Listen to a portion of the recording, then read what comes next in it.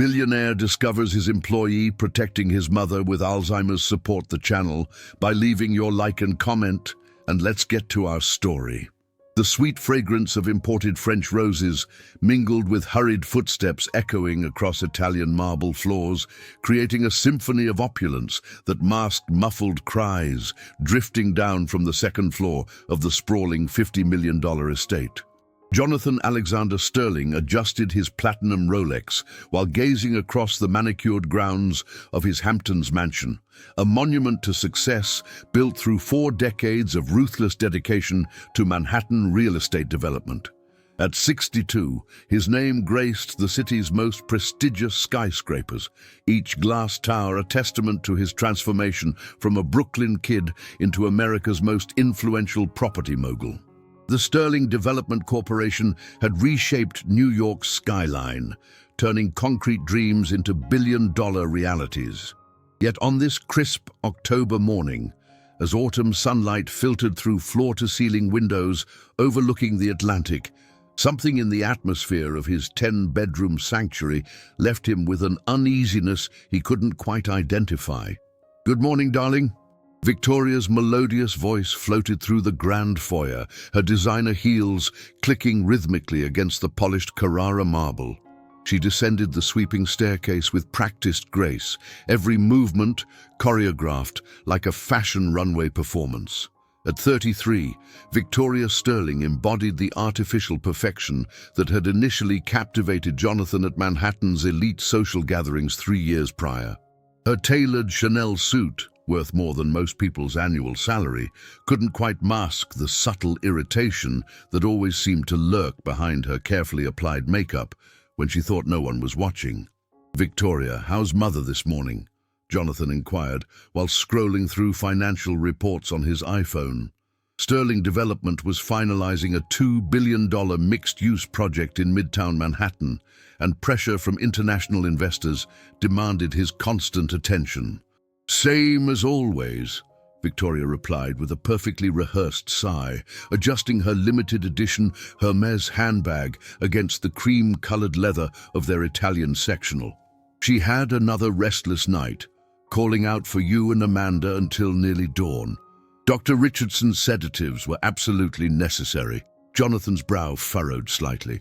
His mother, Eleanor Sterling, had developed progressive Alzheimer's following the tragic death of his first wife, Catherine, in a boating accident 5 years earlier. The loss of her daughter-in-law, who had been like a biological daughter during their 30-year marriage, had triggered a devastating cognitive decline that Manhattan's most renowned specialists couldn't fully arrest. The woman who once managed the Brooklyn Public Library's rare book collection, capable of reciting entire passages of Whitman and Dickinson to enchanted visitors, now wandered the halls of her son's mansion, lost in a labyrinth of fragmented memories. "Did she specifically ask for me?" Jonathan pressed, pocketing his phone. Something in his mother's voice during her confused episodes always managed to penetrate the emotional barriers he'd constructed to protect himself from watching her gradual disappearance. "You know how disoriented she becomes after sunset," Victoria deflected, moving toward the panoramic windows overlooking their infinity pool. "Incidentally, the new caregiver arrives today. Sarah something or other? I'm hoping she proves more competent than the last one." Jonathan nodded absently. The previous caregiver had quit abruptly the week before, citing irreconcilable differences with the household environment. A vague explanation that hadn't aroused his curiosity at the time, consumed as he was with acquiring a historic Manhattan landmark for conversion into luxury condominiums. He'd now hired Sarah Elizabeth Martinez, a 47-year-old registered nurse with specialized geriatric training and exemplary references from several prestigious Long Island facilities. "I need to reach the office early today," Jonathan announced, kissing Victoria's cheek mechanically. The familiar scent of her expensive French perfume triggered no emotional response anymore.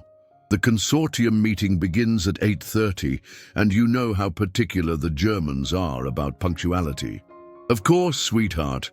I'll handle everything here," Victoria smiled, though her eyes held a coolness that Jonathan, perpetually rushing toward his next business triumph, failed to notice.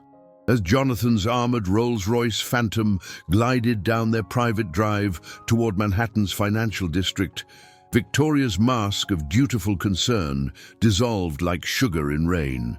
She ascended the marble staircase with deliberate steps, heading toward Eleanor's suite, a space that had once been lovingly decorated by Catherine, but now resembled a sterile medical facility more than a family home. "Eleanor, time to get up," Patricia announced, yanking open the heavy silk curtains with unnecessary force. Morning light flooded the room, causing the elderly woman to blink in confusion. "Your new babysitter arrives shortly, and I won't tolerate any dramatics today."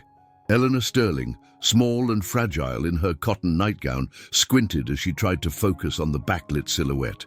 Her silver hair, once carefully styled each morning by Catherine's gentle hands, now formed a disheveled halo around her weathered face, marked by age and constant bewilderment.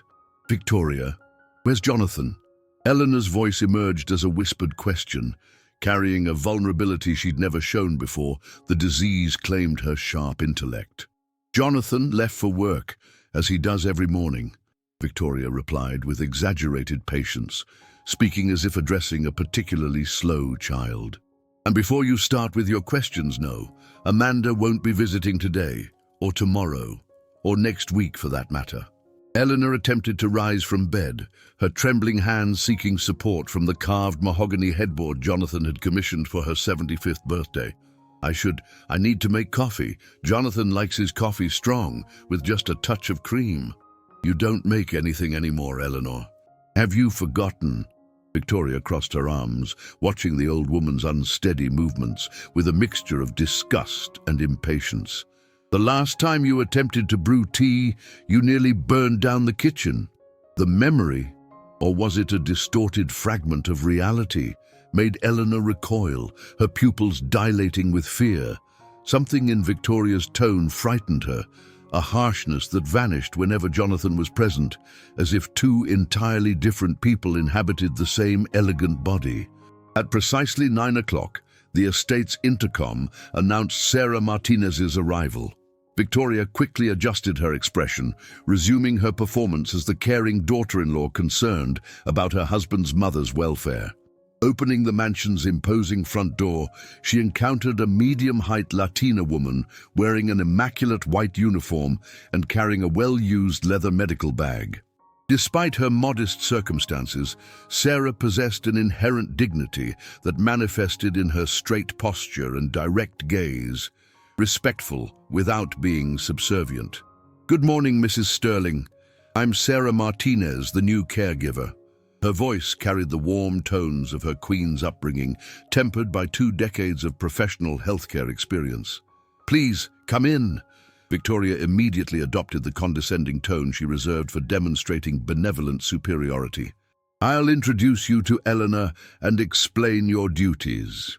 As they walked through corridors lined with museum-quality artwork, Sarah discreetly observed every detail.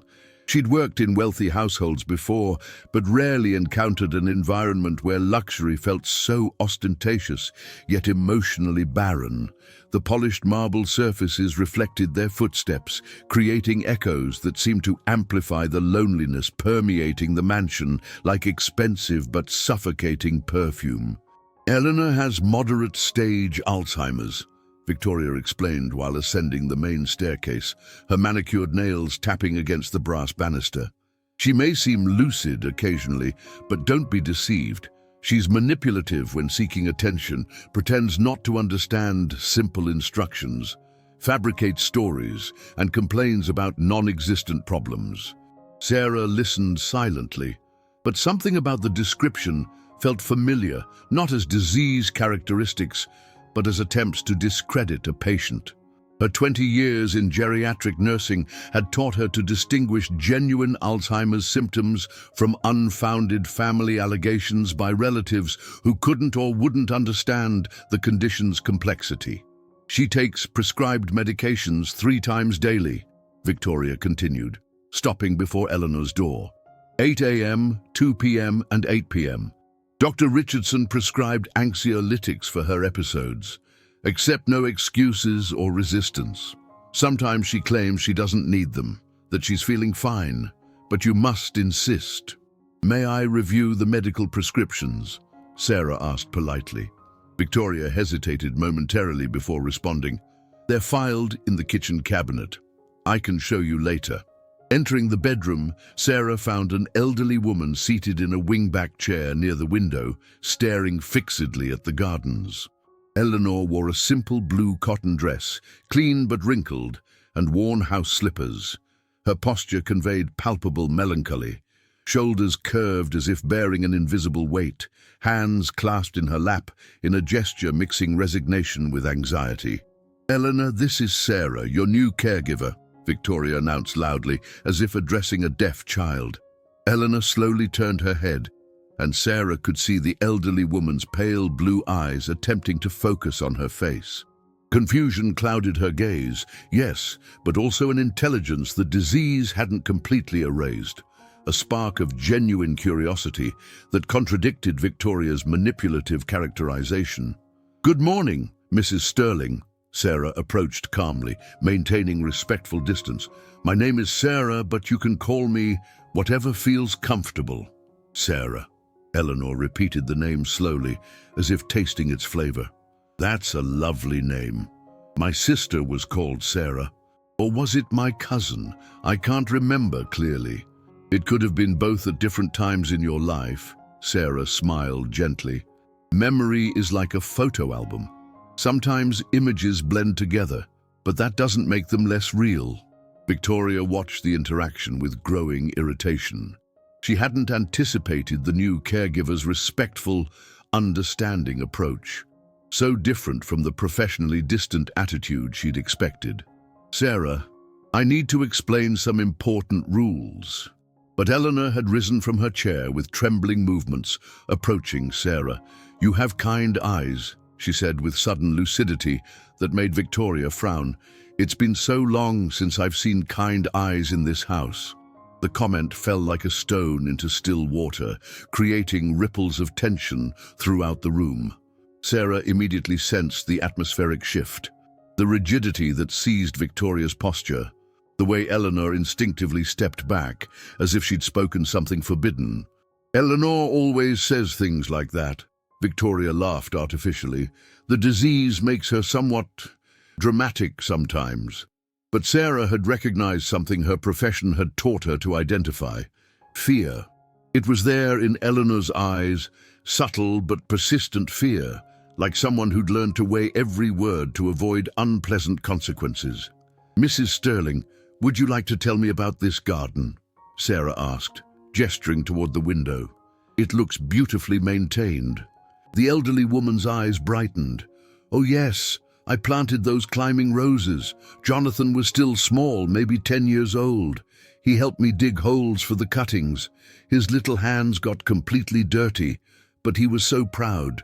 Her voice gradually lost strength, as if clouds were passing over her memories. What a beautiful memory, Sarah commented sincerely.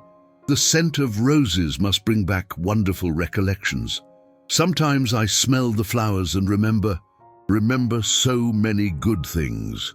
Eleanor sighed, settling back into her chair. Enough chatting, Victoria interrupted brusquely. Sarah, let me show you the rest of the house and explain your routine.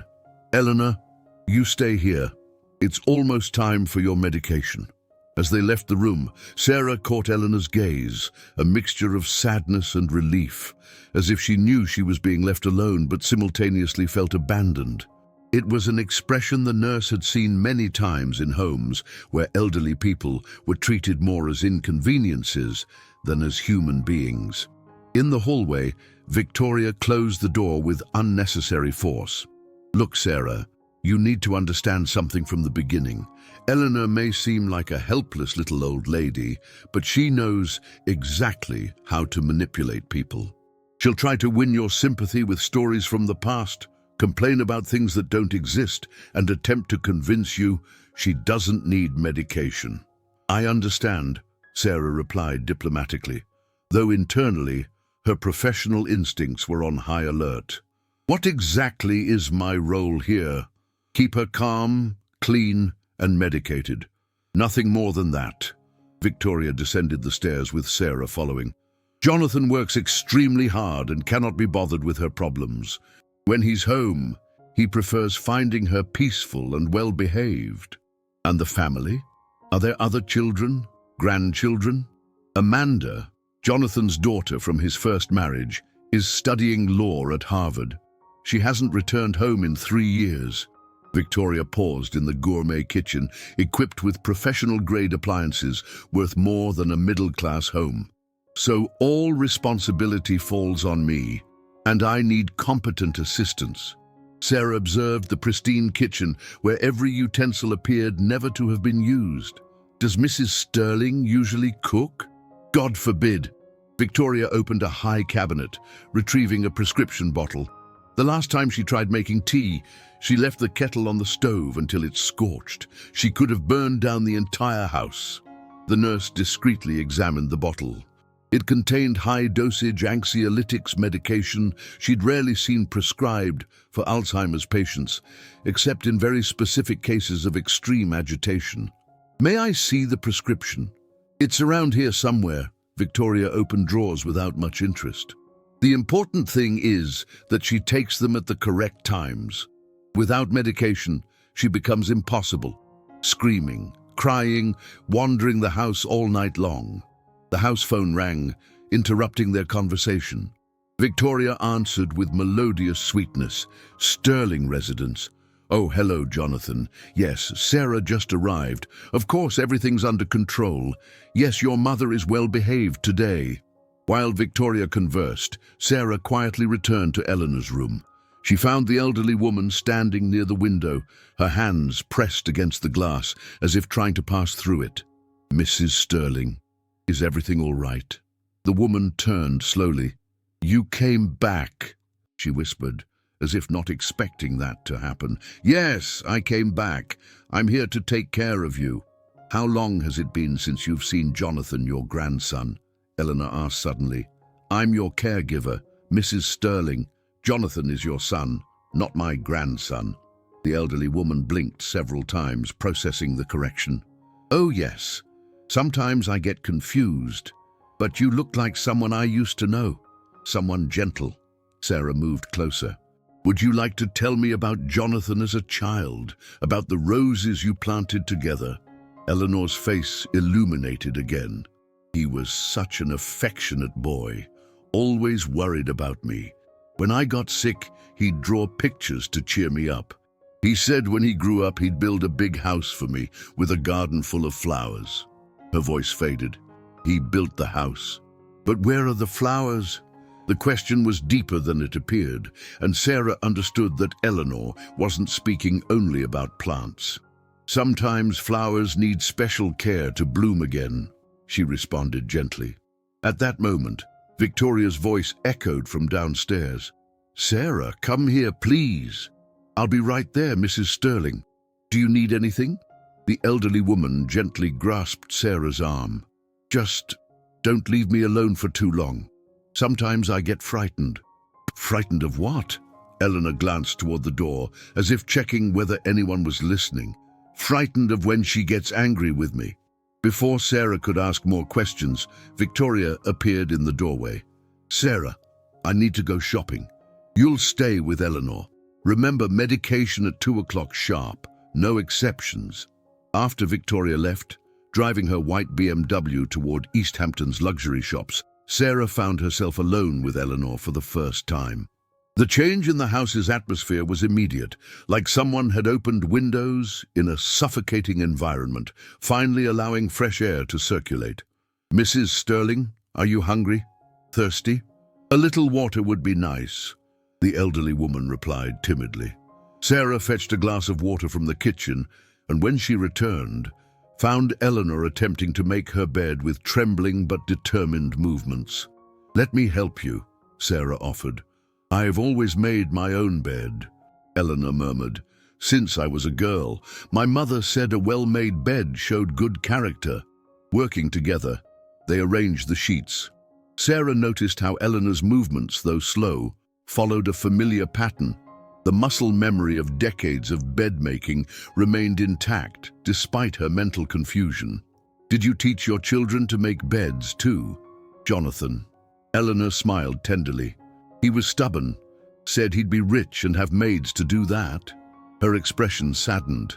"He became rich, but I wish he still remembered how to make a bed. It's the small things that keep us human."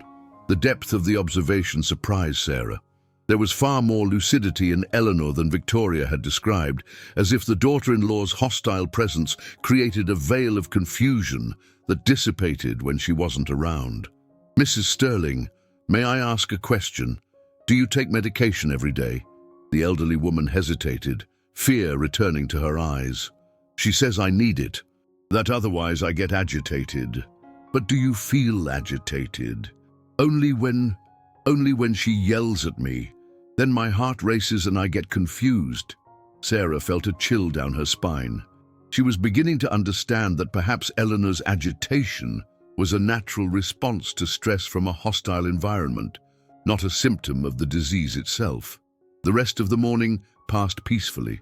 Eleanor proved to be pleasant company, talking about her memories as a librarian, about the patrons she'd helped discover new authors, about the satisfaction of connecting people with books that would change their lives.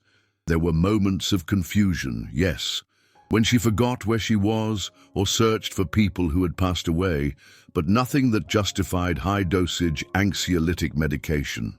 When 2 o'clock arrived, Sarah hesitated before the pill bottle. Her professional experience told her that Eleanor was calm and well-oriented at that moment, showing no signs that would justify sedative medication. "Mrs. Sterling, it's time for your medication," she said. But her tone lacked the authority Victoria had demanded. The elderly woman's face contracted with fear. "Do I really need it? I'm feeling good today." "What happens when you take the medication?" I get dizzy and sleepy, and sometimes I don't remember things." Eleanor looked directly into Sarah's eyes. "Please, not today. I'm feeling like myself for the first time in so long." Sarah looked at the pill in her hand. 20 years of nursing told her that forcing unnecessary medication on a lucid, calm patient wasn't just wrong. It was potentially harmful, but she also knew this directly contradicted Victoria's orders. At that moment, they heard the BMW returning to the garage. Victoria had come back earlier than expected. "She's back," Eleanor whispered, and the fear in her voice hit Sarah like a punch to the stomach. Victoria entered through the back door, carrying bags from expensive boutiques. Her footsteps echoed through the house like drums announcing a storm. "Sarah, how are things going here?" "Everything's fine, Mrs. Sterling." "Perfect. Did Eleanor take her medication?" Sarah looked at Eleanor, who watched her with pleading eyes. In that moment, she made a decision that would change everything. "Not yet, Mrs. Sterling was telling me about her time as a librarian. I thought it was important to listen, to get to know her better." Victoria climbed the stairs with exaggerated haste. "Sarah, I told you it was at 2 o'clock sharp. No exceptions." "Yes, Mum. I was just finishing our conversation." When Victoria entered the room and saw Eleanor sitting normally, conversing, clearly lucid, her irritation became palpable. "Eleanor, time for your medication." "Mrs. Sterling, could I speak with you for a moment?" Sarah asked politely. "The medication first. Actually, as a nurse, I'd like to suggest we observe Mrs. Sterling a bit longer before administering sedatives. She's doing very well today." The silence that followed was charged with tension. Victoria looked at Sarah as if she'd committed a grave insubordination. "Sarah, you were hired to follow instructions, not to give medical advice. With all respect, my training allows me to assess the real need for medication in geriatric patients." Eleanor observed the confrontation in silence, sensing that someone was finally questioning the decisions made about her life. Victoria approached Sarah, lowering her voice to a threatening tone. "Listen carefully. You don't know the situation. You don't know how she gets when she doesn't take her medication. and I won't tolerate questioning about how we care for her in this house." "I understand your concern." Sarah maintained her composure but didn't back down. "I'm only suggesting we observe actual symptoms before medicating preventively." "The actual symptoms are what I'm telling you," Victoria exploded. "You've been here half a day and think you understand better than me, someone who's lived with her episodes for 3 years. Eleanor shrank in her chair, fear returning to her eyes. Sarah realized that the agitation justifying medication was beginning to manifest, not from the disease, but from the environmental tension. "Perhaps it would be better if we discuss this when Mrs. Sterling is resting," Sarah suggested diplomatically. "No! She takes the medication now!" Victoria grabbed the pill from Sarah's hands along with a water glass. "Eleanor, open your mouth." The elderly woman looked alternately between the two women, clearly perceiving she was the center of a dispute she didn't fully understand, but whose consequences she felt in her own body. "Please," she whispered to Sarah, "I don't want to feel dizzy today." It was at that moment that Sarah made the decision that would define not only her employment, but the destiny of that entire family. She positioned herself physically between Victoria and Eleanor. "I'm sorry, but I cannot allow medication to be forced on a lucid, calm patient." The confrontation had begun, and nothing would ever be the same in the Sterling mansion. The tension in Eleanor's bedroom was so thick it seemed to have physical weight, like the oppressive humidity before a summer thunderstorm rolls across Long Island Sound.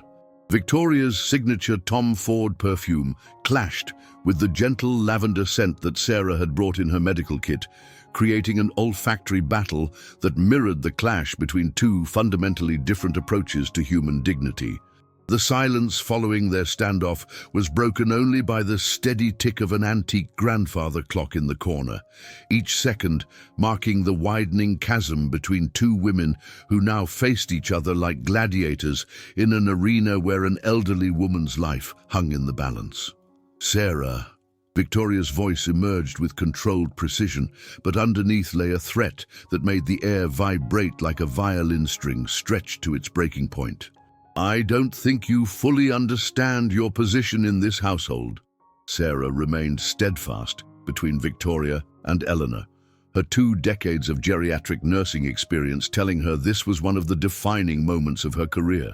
She'd confronted difficult families before, arrogant physicians, hospital administrators more concerned with profit margins than patient welfare, but never had she felt such palpable hostility directed at a vulnerable elderly person. "I understand my position perfectly, Mrs. Sterling," she replied calmly, her voice carrying the firmness of someone who'd sworn to protect those unable to protect themselves. "I'm a licensed registered nurse, board certified in geriatric care, and my ethical obligation is to patient welfare above all else." Victoria took 2 steps backward, her expression shifting rapidly from irritation to something far more calculated and dangerous. Her perfectly shaped eyebrows arched as she studied Sarah with the predatory focus of a corporate lawyer identifying weakness in opposing counsel. "Ah, I see," she said, her voice taking on an almost maternal condescension. "You're one of those activist nurses who think they know better than family members about what's best for their own relatives." Eleanor, still huddled in her wingback chair, watched the exchange between the two women with a mixture of fascination and terror. It was like watching a television drama where someone was finally speaking up for her, while simultaneously dreading the consequences that would follow when that protection disappeared. "I'm not an activist. I'm a professional," Sarah replied steadily. "And my experience tells me that forcing sedative medication on a calm, oriented patient can cause more harm than good." "Calm and oriented?" Victoria released a laugh that sounded like crystal shattering against marble. "You've been here 4 hours. I've been dealing with her episodes for 3 years. Just then, as if summoned by the rising tension, Victoria's iPhone began buzzing with Jonathan's distinctive ringtone. She answered immediately, but not before shooting Sarah a warning glance that could have frozen the Atlantic. "Hello, sweetheart." Her voice transformed instantly, adopting the sweet, concerned tone of a devoted wife. No, no, everything's fine. Sarah is settling in nicely. Your mother, she's having one of her difficult days, as usual. No, you don't need to worry. I'm handling everything. Sarah observed, both fascinated and horrified by the complete transformation in Victoria's posture and vocal patterns. It was like watching a seasoned Broadway actress slip into character, and the perfection of the performance was deeply unsettling. Of course, darling, focus on your meeting. Yes, I'll make sure she takes her medications. Love you too. See you tonight. When she hung up, the mask dropped instantly, like someone had flipped a switch. Victoria turned back towards Sarah with renewed hostility. You see, Jonathan trusts me to care for his mother, and I won't disappoint that trust because of some employee who doesn't understand the full situation. Then help me understand the situation, Sarah proposed, attempting a diplomatic approach. Tell me about Mrs. Sterling's episodes. When do they occur? What triggers them? Victoria hesitated, clearly not expecting Sarah to request specific details. They happen, mostly at night. She gets agitated, can't sleep, starts calling for people who died years ago. And how does she respond to the medication? She becomes calm, sleeps through the night. Sarah looked at Eleanor, who was following the conversation with growing interest, as if finally understanding that her condition was being discussed in a serious, professional manner. Mrs. Sterling, do you have trouble sleeping? The elderly woman glanced nervously at Victoria before answering. Sometimes I worry. What do you worry about? About things I might have done wrong during the day. The response was revealing. Sarah recognized the pattern well. Elderly patients with dementia frequently developed nighttime anxiety related not to disease symptoms, but to accumulated stress from hostile or critical daytime environments. And what makes you feel like you've done something wrong? Eleanor looked again at Victoria, who was watching her with intimidating intensity. I forget things, and that makes some people upset with me. Enough interrogation! Victoria interrupted sharply. Sarah, either you give her the medication now, or I need to reconsider your employment here. The ultimatum hung in the air like toxic smoke. Sarah knew she was at a crucial crossroads. She could comply, administer the medication and keep her job, or she could do what her professional and human conscience demanded, risking everything. Mrs. Sterling, might I suggest a compromise? What if we observe Mrs. Sterling for the rest of the day, document her behavior, and if she shows any signs of actual agitation, we'll administer the medication then? No. The response was curt, final, with no room for negotiation. Why not? Sarah pressed gently. Because I know Eleanor better than you do. But there was something in the vehemence of the response that rang false, desperate. Sarah, with her experience dealing with dysfunctional family dynamics, began to suspect there was far more behind the insistence on medication than concern for her mother-in-law. At that moment, the estate's doorbell chimed melodiously. Victoria looked irritated toward the sound. That must be the florist delivery for tomorrow's dinner party, she muttered. Sarah, you stay here with Eleanor. Don't leave this room. As soon as Victoria descended the stairs, Sarah immediately turned to Eleanor, who seemed to relax instantly, like a flower opening to sunlight after a storm. Mrs. Sterling, may I ask you some questions? It's important for me to understand how to best care for you. The elderly woman nodded, her pale blue eyes focusing with greater clarity on Sarah's face. Do you remember how you felt before you started taking these medications? Eleanor thought for several moments, her hands trembling slightly as she organized fragmented memories. It was different. I still got confused sometimes, but I didn't feel so far away from myself. Far away from yourself, how? Like I was watching my life through frosted glass.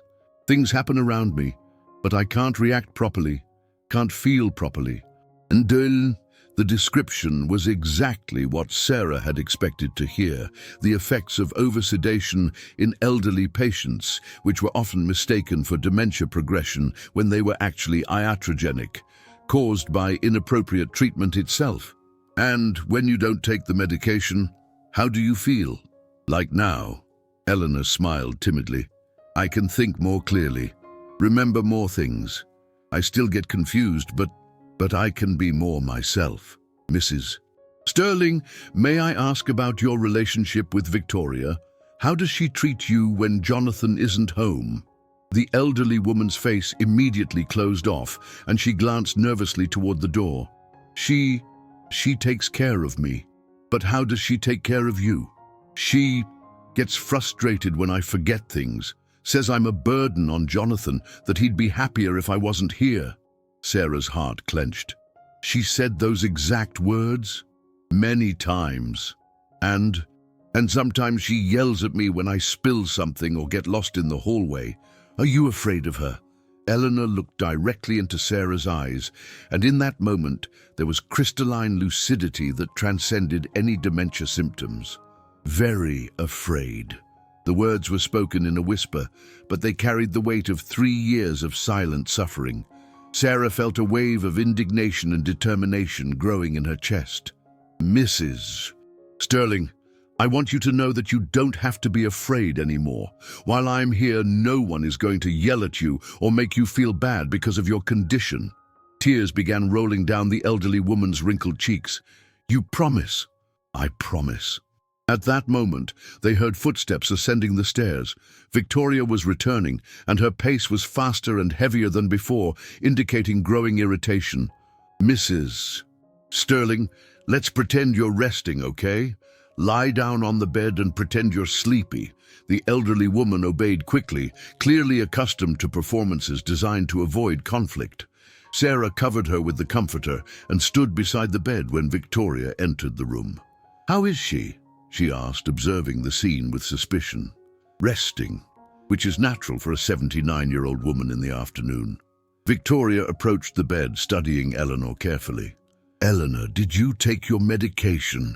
The elderly woman kept her eyes closed, breathing calmly.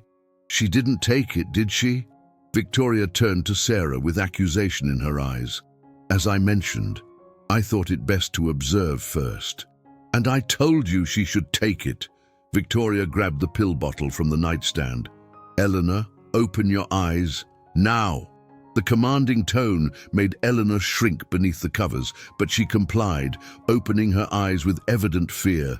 Take this now. Victoria extended the pill and a glass of water. Mrs. Sterling, Sarah began. Silence, Eleanor, you can take it willingly, or I'll have to force you. The threat was clear and terrifying. Eleanor looked desperately at Sarah, who found herself in a terrible dilemma. If she physically intervened, she could be accused of assault and lose not only her job, but her nursing license. But if she didn't intervene, she'd be complicit in what clearly constituted elder abuse. Please, Eleanor whispered, and there was so much desperation in her voice that Sarah couldn't remain silent. Mrs. Sterling, I need to document any forced medication. It's professional protocol. Document? Victoria whirled around, furious. You're not documenting anything. I have a legal obligation to record all medications administered and the circumstances of administration. Not in this house. Anywhere I work as a nurse. The standoff was established. Victoria held the pill in one hand and the water glass in the other. Sarah stood beside the bed with her medical kit open, ready to make notes, and Eleanor lay between them, trembling visibly. Very well, Victoria said finally, her voice taking on a dangerously calm tone. Eleanor, you choose. Take the medication now, or I call Jonathan and tell him you're having an episode, that you attacked the nurse, and that you need to be placed in a specialized memory care facility. The silence that followed was deafening. Sarah realized she was witnessing pure, emotional blackmail. Victoria was using Eleanor's fear of separation from her son to force her to accept unnecessary medication. That's, Sarah began, but was interrupted by a sound that made her blood run cold. Eleanor was crying. Not silent tears of sadness, but deep sobs of despair. The weeping of someone who felt completely powerless in an impossible situation. "No, don't send me away," she pleaded. "Please, I'll take the medication. Just don't send me away." The scene was heartbreaking. A 79-year-old woman who had dedicated her life to helping people find knowledge and stories, who had raised a son with love and devotion, was now being reduced to begging not to be exiled from the home she'd helped make a sanctuary. Sarah felt something snap inside her. It wasn't just professional indignation, it was pure human rage. Rage against cruelty, against abuse of power, against a society that rendered the elderly disposable. "That won't happen," she said, her voice coming out stronger than she'd intended. "What?" Victoria turned, surprised. "Mrs. Sterling won't be placed anywhere while she's under my care. Sarah, you're interfering in matters that don't concern you. The well-being of an elderly patient is exactly what concerns me." Victoria placed the pill and glass on the nightstand with enough force to make noise. "Fine, you want to play the hero? Let's see what Jonathan thinks about this." She grabbed her phone and dialed her husband's number. Sarah knew she was about to face the most difficult moment since arriving at the house. She'd have to explain the situation to Jonathan without sounding like a troublesome employee, while also not failing to protect Eleanor.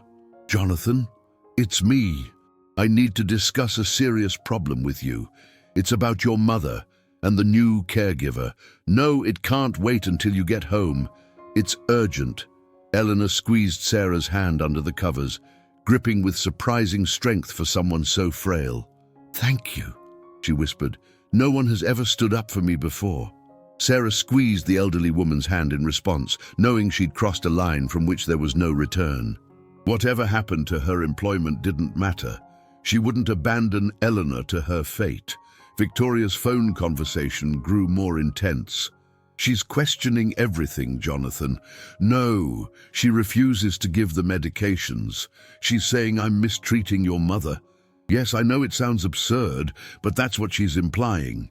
Through the window, Sarah could see storm clouds gathering over the Atlantic, promising an evening tempest.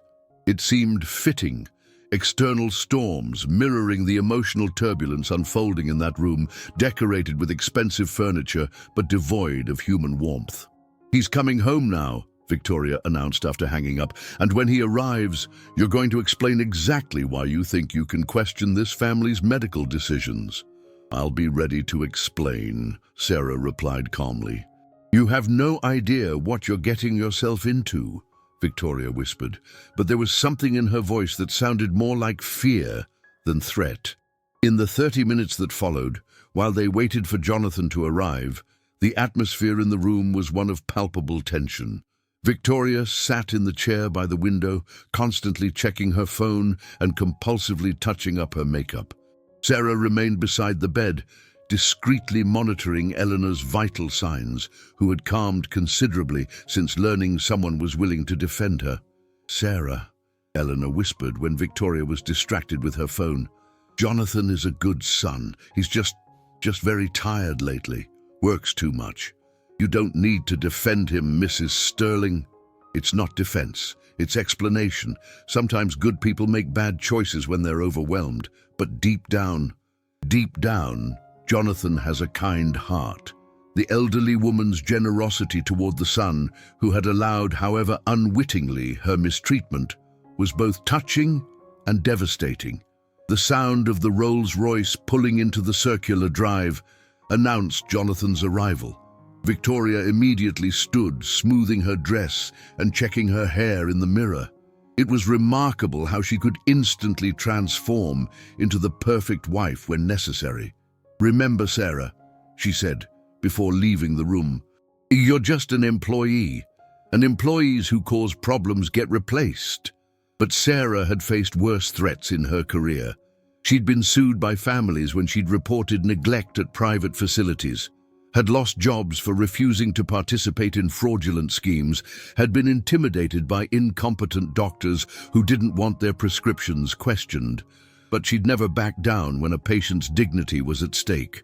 Jonathan's footsteps echoed up the marble staircase, each sound marking the approach of the moment when all masks would have to fall and the truth would finally be exposed. Eleanor squeezed Sarah's hand again. "Be strong," the elderly woman whispered. "Sometimes someone needs to be strong for us when we can't be strong for ourselves." The wisdom contained in those words, coming from a woman everyone considered mentally compromised, was like a beacon illuminating the path forward for Sarah. She was ready for the confrontation that would define not only Eleanor's future, but the future of this entire family, torn apart by greed and indifference. Jonathan was coming, and with him would come the moment of truth. The sound of Jonathan's Italian leather dress shoes against the Carrara marble staircase was like a countdown to reckoning, each footfall marking the end of the carefully orchestrated deception that had dominated this $50 million estate for the past 3 years. Sarah remained beside Eleanor's bed, feeling the weight of responsibility settle on her shoulders like a lead blanket. She knew that in the next few hours she would need to find the exact words to open the eyes of a man whose professional life had made him a master of complex negotiations, but who at home seemed completely blind to the reality unfolding under his own roof. "Jonathan, darling!" Victoria's voice floated through the hallway like honey mixed with arsenic, each syllable calculated to convey simultaneous concern and relief. "Thank goodness you came. I've been so worried." Sarah heard the sound of kisses being exchanged, followed by Jonathan's deep, weary voice. "Victoria, what's going on? You sounded frantic on the phone." "It's about your mother and the new caregiver, sweetheart. Come, let's talk in her room. I think you need to see this for yourself." Eleanor, who had remained quiet throughout the entire wait, gripped Sarah's hand more tightly. Her pale blue eyes, which moments before had sparkled with crystal clarity, now reflected a complex mixture of hope and fear. Hope that someone would finally hear her side of the story, and fear that even this last chance might be wasted by her inability to clearly articulate months of silent suffering. "Be brave, Mrs. Sterling," Sarah whispered. "Tell the truth. Your son needs to know." The footsteps approached the door, and then Jonathan entered the room. Sarah saw him for the first time since arriving at the house, and immediately understood why Eleanor had asked her to be strong. Jonathan Sterling was an imposing man, not just because of his height and physical presence, but because of the aura of authority he wore like a second skin. His salt and pepper hair was perfectly styled. His Italian suit probably cost more than Sarah's annual salary, and his dark eyes carried the intensity of someone accustomed to making swift, decisive decisions. "Mother," he said, his voice immediately softening upon seeing her. "How are you feeling?" Before Eleanor could answer, Victoria stepped forward. "She's had a challenging day, Jonathan. Very agitated, confused. And Sarah here," she gestured towards Sarah with a movement that managed to be both dismissive and accusatory, "is refusing to administer the medications prescribed by Dr. Richardson." Jonathan turned to Sarah, and she felt the weight of his scrutiny like physical pressure. "Is this true?" Sarah took a deep breath. She knew she would have only one chance to present her version of events in a way that Jonathan would take seriously, without sounding like a problematic employee or someone seeking to cause family discord. "Mr. Sterling, my name is Sarah Martinez. I've been a nurse for 20 years, specializing in geriatric care. When I arrived here this morning, I found Mrs. Sterling in a condition that doesn't match the descriptions of agitation I was given." "What do you mean by that?" Jonathan frowned. Mrs. Sterling was calm, lucid, capable of maintaining coherent conversations. She showed none of the clinical signs that would justify high-dosage anxiolytic medication 3 times daily. Victoria stepped forward. "Jonathan, are you hearing this? She's questioning medical prescriptions based on 4 hours of observation." "Let her speak," Jonathan said, and there was something in his tone that made Victoria step back slightly. "As a healthcare professional, I have an ethical obligation to question any medication that seems unnecessary or potentially harmful to the patient," Sarah continued. "Sedatives in elderly patients can cause additional mental confusion, falls, respiratory depression. When I found Mrs. Sterling without medication, she was more alert and oriented than she appeared to be after doses." Jonathan looked at his mother, who had propped herself up on the pillows and was watching the conversation with growing attention. "Mother, how are you feeling right now?"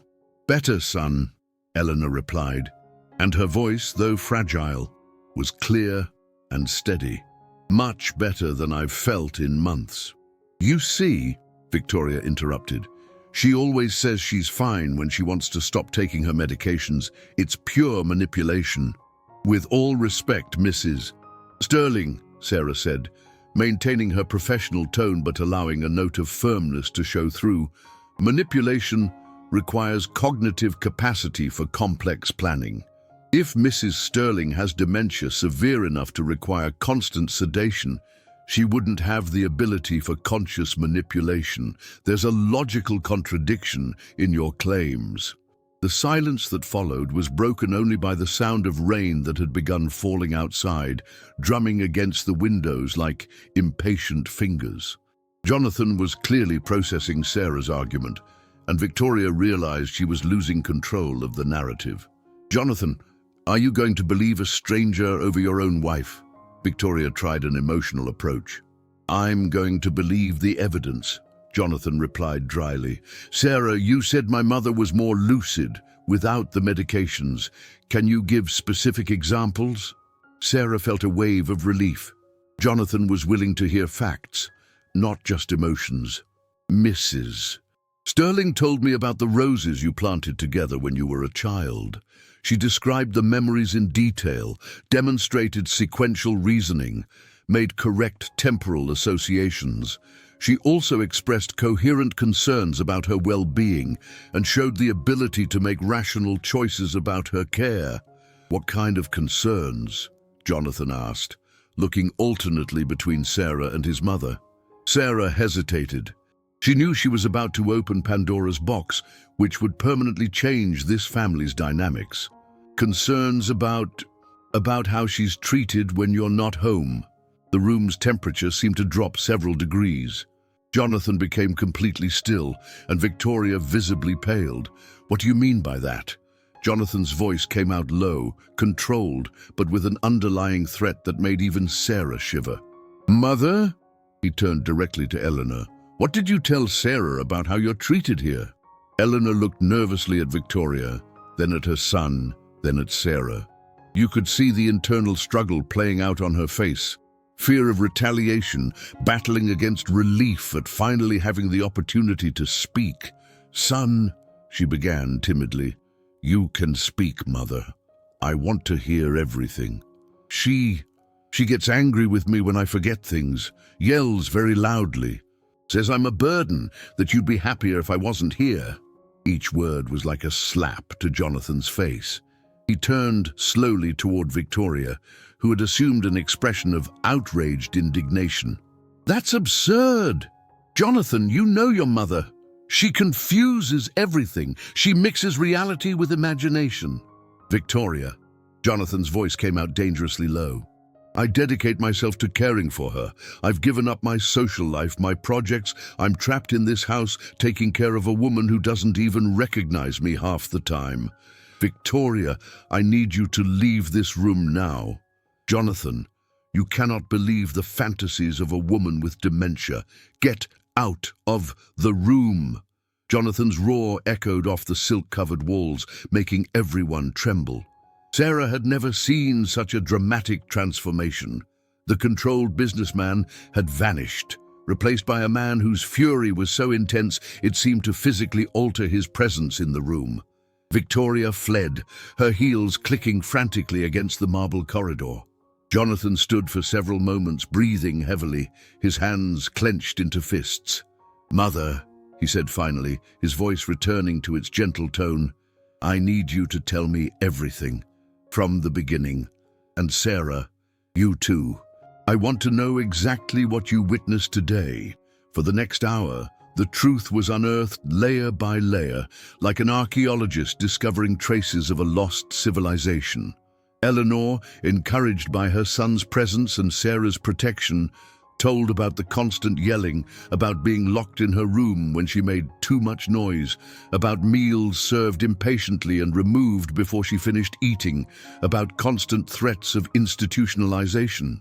Sarah supplemented with her professional observations, the medication overdose, signs of post-traumatic stress, the way Eleanor physically shrank when Victoria approached, the dramatic behavioral changes in Victoria's presence versus absence.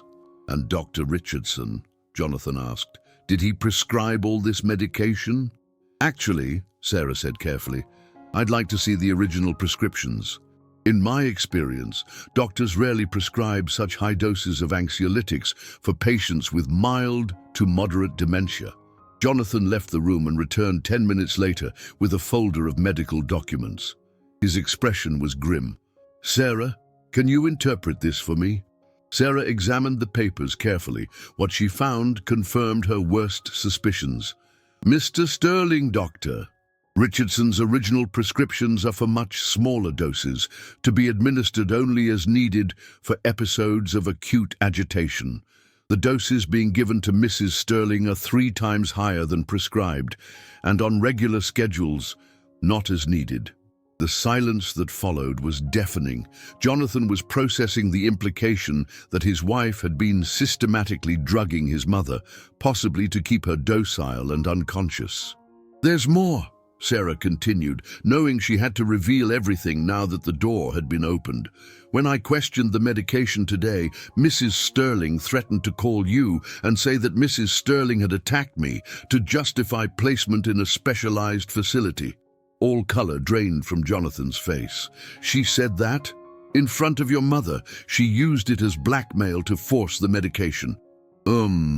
Son, Eleanor spoke for the first time in several minutes. I'm so afraid of being sent away. That's why I always obeyed. Always took the medicines, even knowing they made me feel terrible. Jonathan sat heavily in the chair beside the bed, putting his head in his hands. When he looked up, there were tears in his eyes. Mother, forgive me. I was so focused on work, so confident that Victoria was taking good care of you. I failed completely as a son. You didn't fail, Jonathan. Eleanor extended a trembling hand, touching her son's face. You worked so hard to give us a good life. How could you imagine that someone you trusted would do this? But I should have noticed. I should have seen that you were different, more apathetic, more confused. Oversedation in elderly patients can mimic dementia progression, Sarah explained gently. It's a common mistake, even among professionals. You couldn't have known without specific medical training. And now, Jonathan asked, more to himself than to the others. What do I do now? Now you protect your mother, Sarah responded with conviction.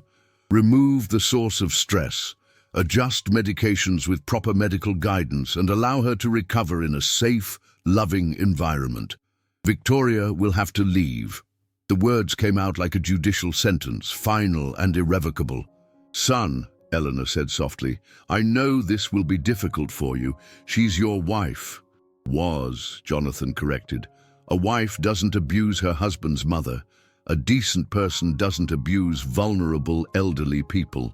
At that moment, as if she'd heard the conversation through the walls, Victoria appeared in the doorway. She had reapplied her makeup and fixed her hair, once again assuming the persona of the concerned wife. Jonathan, sweetheart, can we talk? I know all this seems very confusing, but I need to explain my side. Your side? Jonathan stood slowly. Victoria, I've seen the original prescriptions. You were giving my mother triple doses of anxiolytics. It was necessary. You don't live here during the day. You don't see how she gets. How she gets what? Scared? Confused? Could it be that she gets that way precisely because of how you treat her? Jonathan, you're being manipulated by this. This nurse, she arrived here yesterday and is already causing problems in our family. The only person who has caused problems in our family is you." Victoria's mask finally fell completely, her expression contorted with pure fury. "Oh, really? You're going to choose a senile old woman over your wife? I'm going to choose a mother who loves me unconditionally over a woman who abuses defenseless elderly people." "You'll regret this, Jonathan. Do you think you'll find another woman who'll put up with your neuroses, your work addiction, your money obsession?" "Maybe I won't find one," Jonathan replied calmly, "but at least I'll sleep knowing my mother is safe in her own home." Victoria looked around the room, her eyes settling on Eleanor with an expression of pure hatred, then on Sarah with contempt. "You two have destroyed my life," she screamed. "I hope you're happy." "We haven't destroyed anything," Sarah replied with dignity. "We've only revealed what already existed." Victoria stormed out of the room like a hurricane, her shouts echoing through the house as she went upstairs to pack her belongings.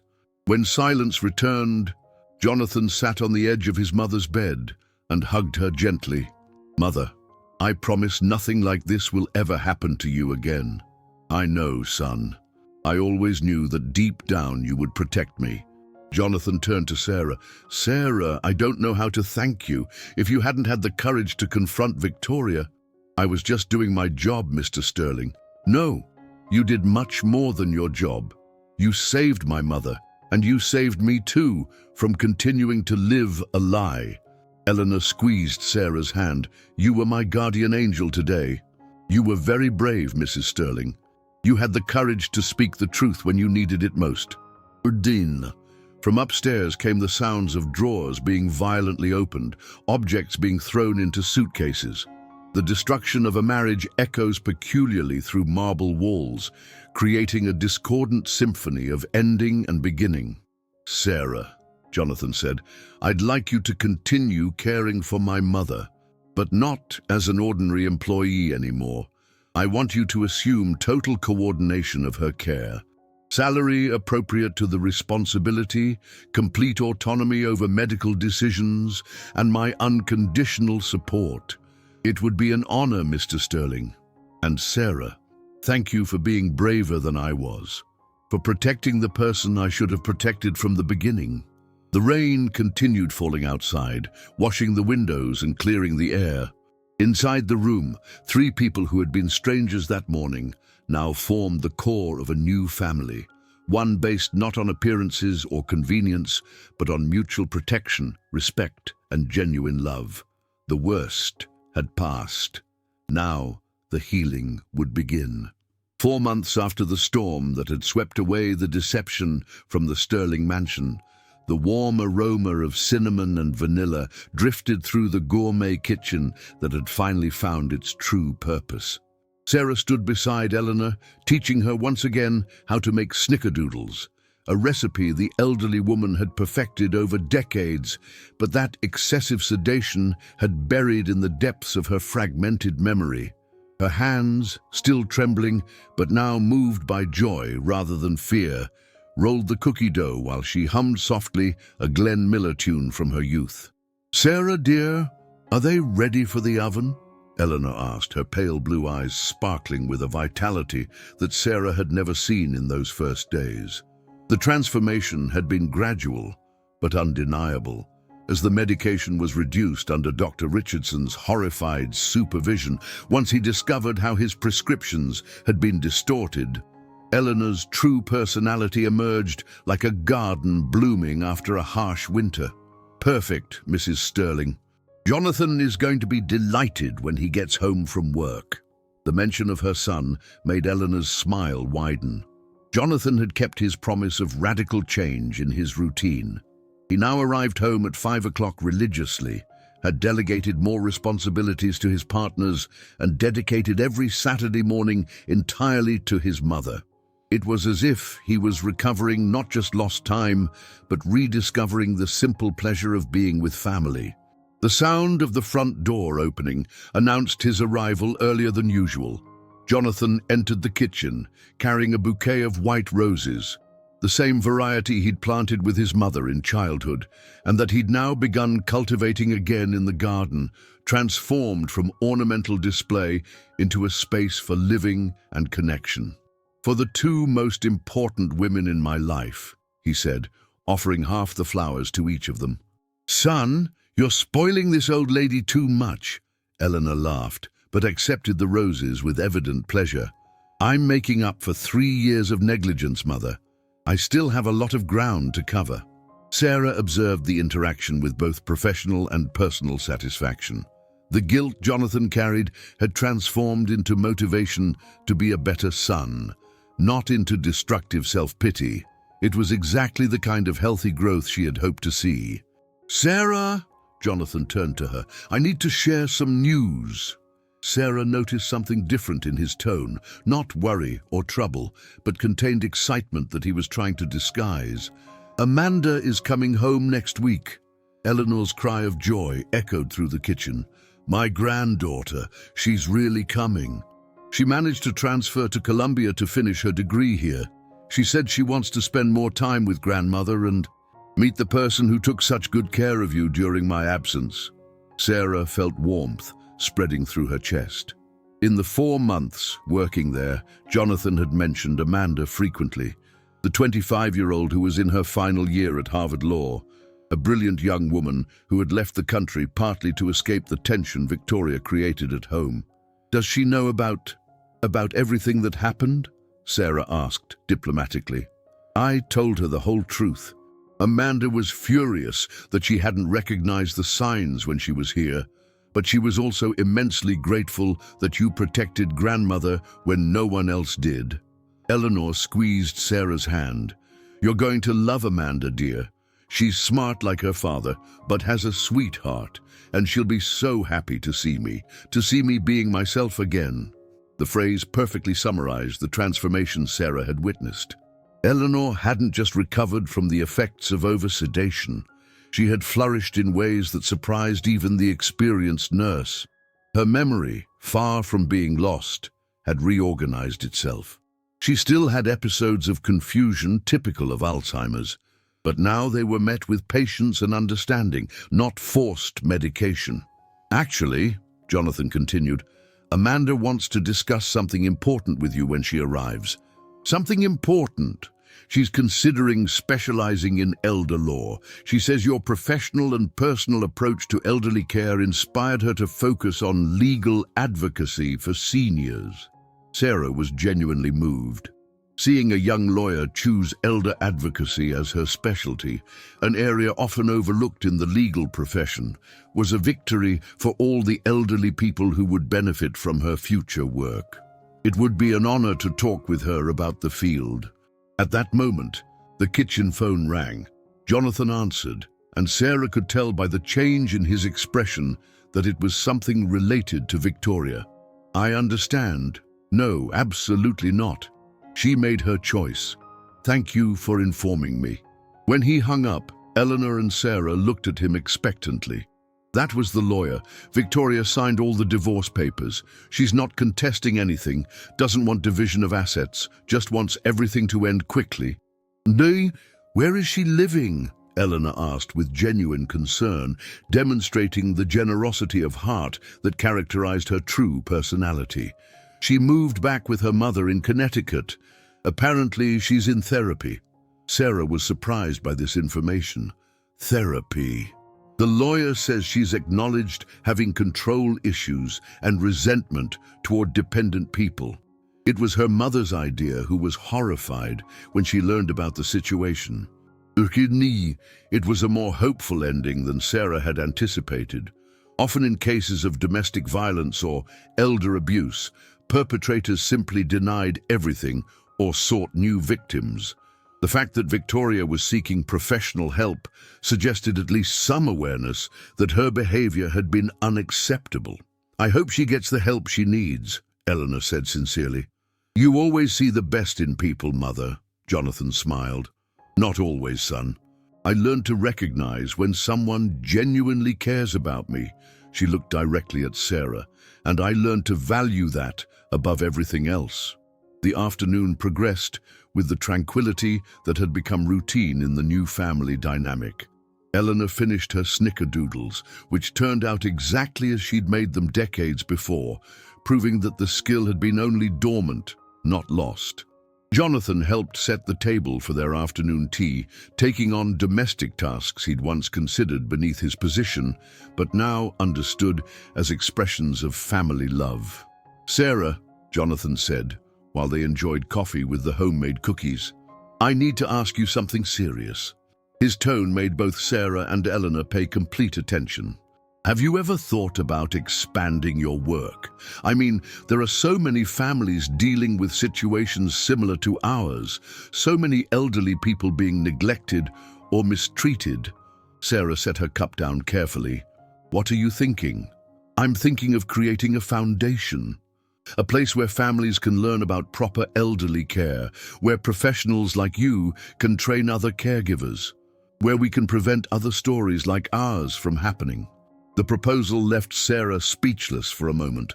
It was exactly the kind of project she'd dreamed about for years, but never had the resources to implement.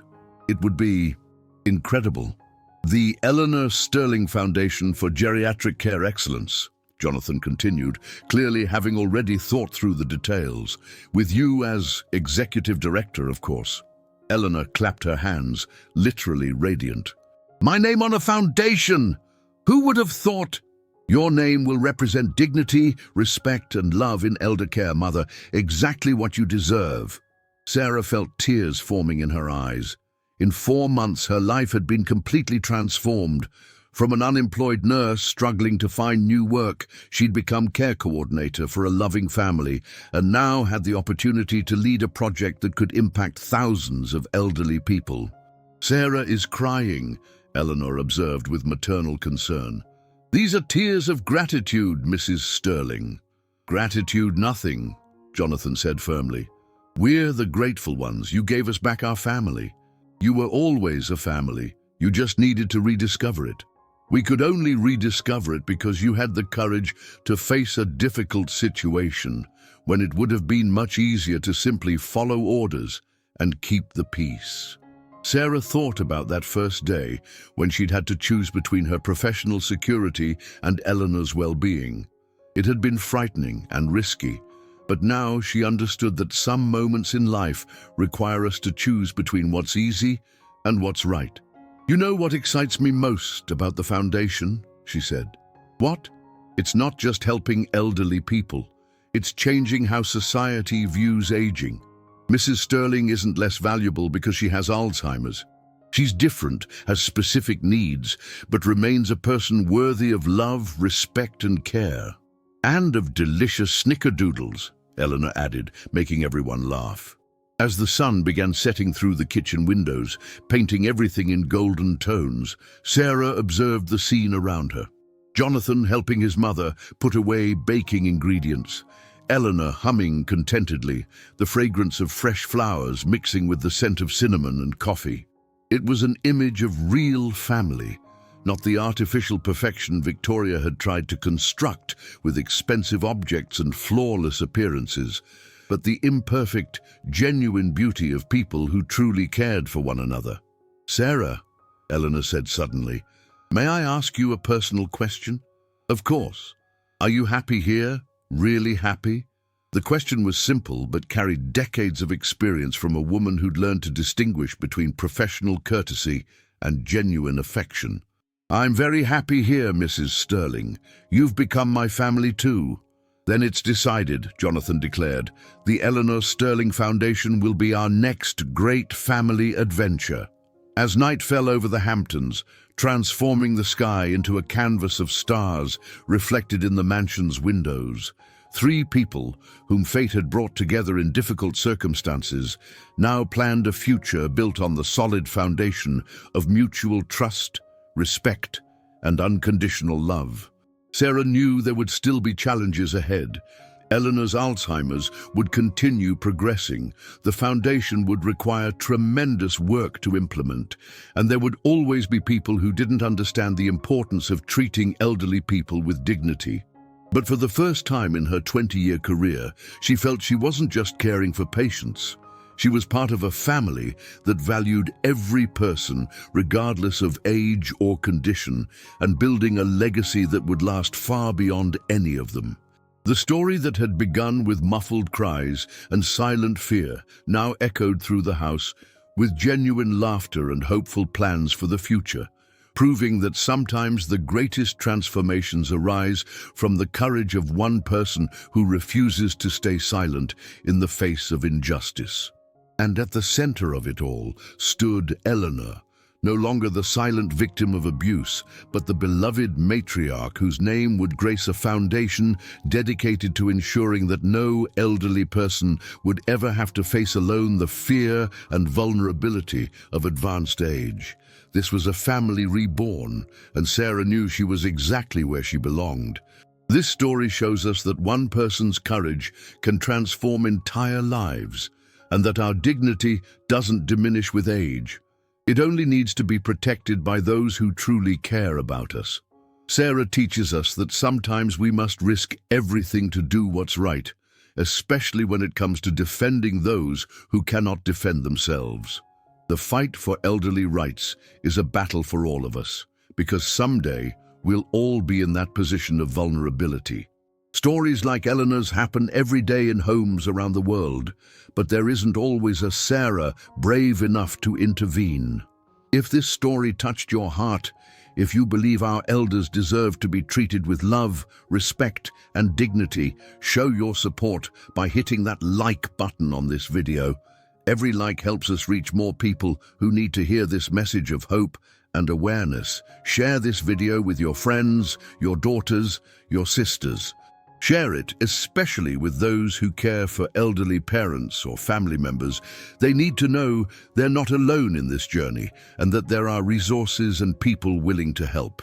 And don't forget to subscribe to our channel and hit the notification bell so you won't miss any of our inspiring stories. Every week we bring tales that show the strength of human compassion, the importance of true family, and the transformative power of unconditional love.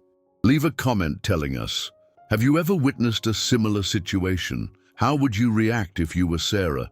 Your experiences and reflections enrich our community and can inspire others going through difficult situations.